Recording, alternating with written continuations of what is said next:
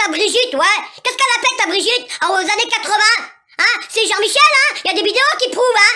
Comme quoi t'es marié avec Jean-Michel. Eh ben oui, Jean-Michel, hein? Qui s'est transformé en Brigitte, ouais. La chirurgicale, ça existe, hein? Eh ben oui, elle avait du pognon parce qu'elle est riche, elle. Elle aime le fric, elle. Alors bien sûr, elle s'est transformée en Brigitte. Elle a tout enlevé, hein? Les nichons, hein? La foufoune. Enfin, elle a mis la foufoune, elle a mis les nichons.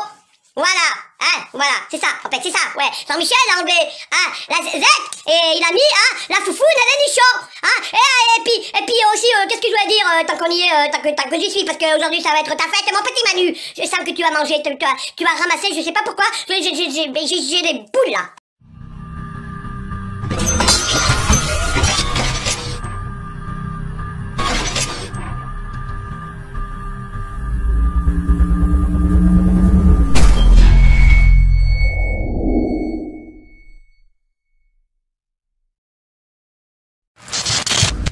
Les petits-enfants de la patrie avaient le peuple. Aujourd'hui, retour sur le cas Macron-Minus, qui finit par annoncer sa candidature et qui, encore une fois, nous prend pour des bleusailles. Je parle de sa lettre aux Français, dont ces derniers sont tenus de la lire sans pouvoir lui répondre. Il nous fait à la fois du mea culpa et du grattage de voix comme le dernier des crevards. Il va chialer comme une merde en vendant son produit favori, c'est-à-dire du vent, et tout ça bien sûr sans conférence de presse ni événement particulier, afin de continuer à éviter toute contradiction. C'est la fin d'une longue attente. À 38 jours de l'élection présidentielle en France, Emmanuel Macron a officialisé sa candidature pour un second mandat.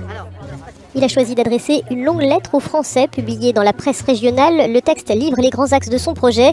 Il dit notamment vouloir donner la priorité à l'éducation ou encore améliorer le modèle social français. Oui, on va d'abord préciser que nous avons obtenu cette lettre de plusieurs sources et donc elles vont être, vous pourrez lire si vous êtes abonné à la presse quotidienne régionale ou que vous achetez votre journal de matin, vous pourrez la lire in extenso. Le premier responsable, c'est quand même Emmanuel Macron. Je pense qu'en fait, il est rentré de plein pied dans la campagne. Il est dans une hyper campagne, c'est un hyper président candidat.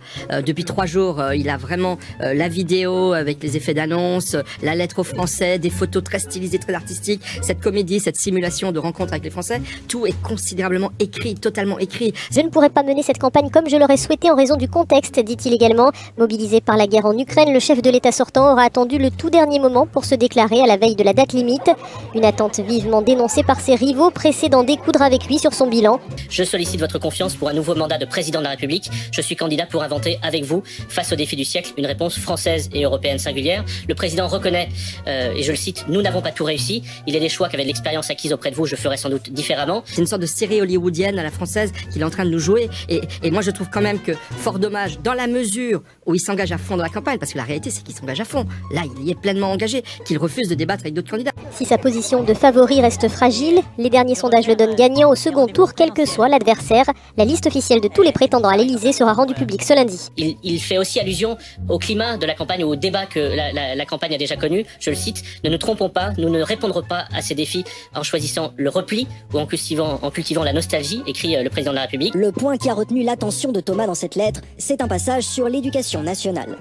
Nous lutterons contre les inégalités. Pour cela, la priorité sera donnée à l'école et à nos enseignants qui seront plus libres, plus respectés et mieux rémunérés. Il évoque aussi ce qui pourrait être des pistes de sa campagne qu'il pourra développer, des pistes autour de l'école, autour de l'économie. Par exemple, il dit il nous faudra travailler plus et poursuivre la baisse des impôts, pesant sur le travail et la production. Dans les phrases, je trouve ça génial. Par exemple, sur la rémunération des enseignants. Il était déjà là depuis 5 ans, moi je sais pas s'il a fait quelque chose, mais je suis pas sûr. Il parle aussi de défendre une singularité française qui implique de promouvoir une certaine manière d'être au monde, un art de vivre millénaire, enraciné dans chaque région, chaque canton, chaque ville, chaque village, que ce soit en métropole ou dans nos outre-mer. À notre micro, ces Français approuvent le choix des sujets, mais doutent de la faisabilité de certaines promesses. C'est le cas de Lucie dans ce passage sur l'innovation. Pour ne pas nous laisser imposer par d'autres les technologies qui rythmeront demain notre quotidien, il nous faudra aussi continuer d'investir dans les secteurs qui feront le futur. Et à la fin, il conclut, avant de conclure plutôt, il fait allusion au contexte international en écrivant je ne pourrais pas mener campagne comme je l'aurais souhaité en raison du contexte, mais avec clarté et engagement, j'expliquerai notre projet, notre volonté de continuer à faire avancer notre pays avec chacun d'entre vous. Avec la crise, ça nous a montré qu'on peut faire plein de choses en France sans forcément dépendre des autres nations et pays, donc c'est une chouette idée après à voir si on arrive à la mettre en place. Quand on lit cette lettre, il y a aussi une référence régulière à l'indépendance. C'est-à-dire que comment est-ce que depuis 5 ans, il pense avoir consolidé l'indépendance de la France et comment dans les 5 prochaines années, il faut poursuivre ses efforts selon lui pour aller vers davantage d'indépendance. Pour Tanguy aussi, la note d'intention est bonne, mais le niveau d'action est encore trop faible. Nous connaissons des bouleversements d'une rapidité inouïe. Changement climatique, transition démographique, transformation technologique. C'est des enjeux qui dépassent la France, qui dépassent l'Europe et auxquels il faut qu'on s'attelle tous. C'est important que ça fasse partie des points qui soient cités dans cette lettre. La lettre du président de la République ne présente pas encore de programme détaillé. Voici un petit florilège. Bon, maintenant, ramène ta gueule de premier dans la glace. Tu vas déguster ces verres. Je vais t'en mettre plein la gueule, que même ta vieille trogneuse Jean-Michel te reconnaîtra plus. Et je te garantis que je vais pas être à cheval sur la politesse.